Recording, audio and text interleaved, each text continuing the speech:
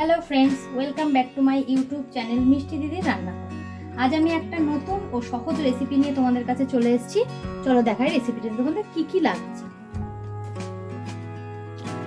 এখানে আমি 5 পিস রুই মাছ নিয়েছি, এটাকে আমি নুন হলুদ মাখিয়ে নেব। আর আমার লাগবে 1 বাটি মতো আমি ধনেপাতা নিয়েছি, 3টে লাল লঙ্কা নিয়েছি, কাঁচা লঙ্কা, একটা সবুজ কাঁচা লঙ্কা চিড়ে নিয়েছি, আর লাগবে অল্প একটু কালো জিরে। চলো দেখাই তোমাদের কিভাবে রান্নাটা করছি।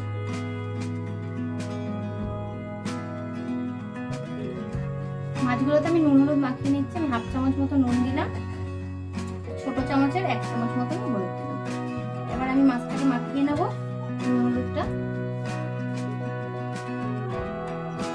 আমি 3 চামচ মতো সর্ষের তেল দিয়েছি, ওটা খুব ভালো করে গরম করে নিয়েছি। এবার আমি ওর মধ্যে দিয়ে দেবো অল্প একটু নুন, যাতে মাছটা না লেগে যায়। আর দিয়ে দেবো অল্প একটু হলুদ, তাহলে মাছটা দিলে তেলটা ফেটে গায়ে লাগবে।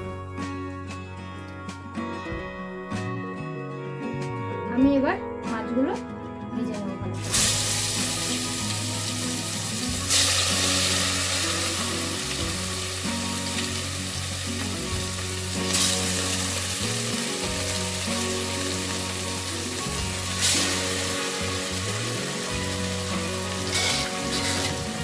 ওই মাছটা ভাজতে ভাজতে এবার আমি যে ধনে পাতাটা নিয়েছিলাম ওটা আমি মিক্সিতে ভালো করে পেস্ট করে নেব।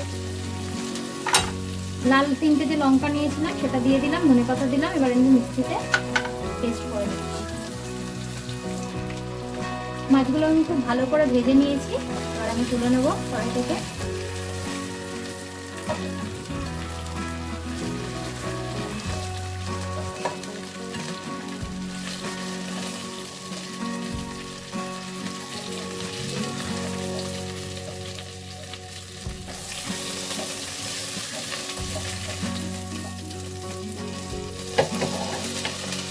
এবার আমি ওই মাছ ভাজা তেলের মধ্যেই দিয়ে দেবো অল্প একটু কালো জিরে, আর দিয়ে দেবো কেটে রাখা কাঁচা লঙ্কা।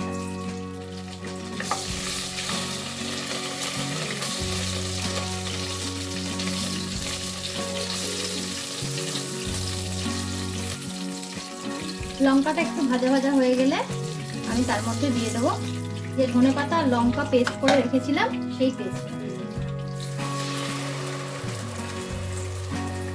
তোমরা অনেকেই অনেকভাবে করেছো রুই মাছের ঝাল, একবার এইভাবে করে দেখবে, আশা করি তোমাদের ভালোই লাগবে।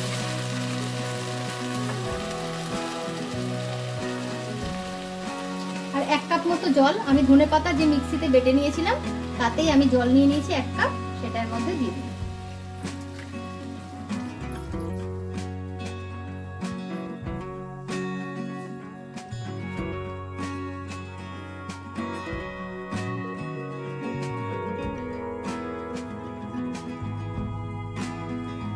আর ঝোলটা ভালো করে যখন ফুটে যাবে তখন আমরা মাছটা এর মধ্যে দিয়ে দেবো।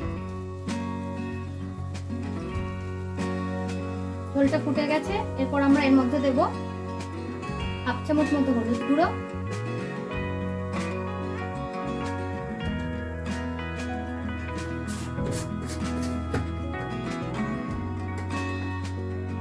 পরিমাণ মতো নুন,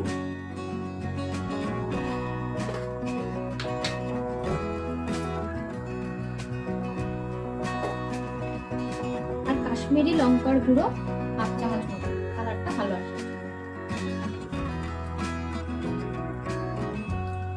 ঝোলটা খুব ভালোভাবে ফুটে গেছে, হলুদ নুন সবকিছু ঝোলের মধ্যে মিশে গেছে। এবার আমি দিয়ে দেবো মাছগুলোর মধ্যে।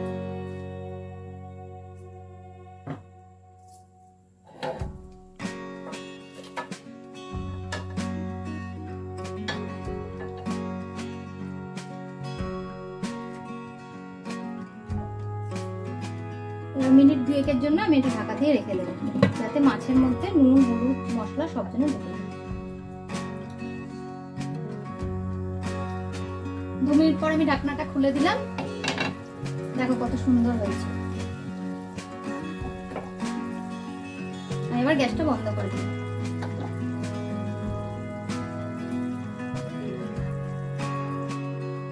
দেখো বন্ধুরা, আমি রুই মাছের ঝালটা ধনেপাতা দিয়ে করেছি, কত সুন্দর হয়েছে।